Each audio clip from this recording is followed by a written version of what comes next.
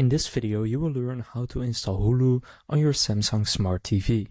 So there are 5 basic steps. The first one is to connect to the internet, so ensure your TV is online via Wi-Fi or Ethernet, which is essential for downloading the Hulu app.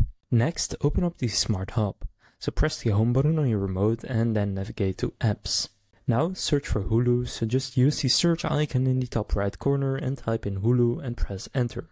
Then select the Hulu app from the search results. Then after doing that, click install or download and then wait for the app to install, and it may automatically appear on your home screen once complete.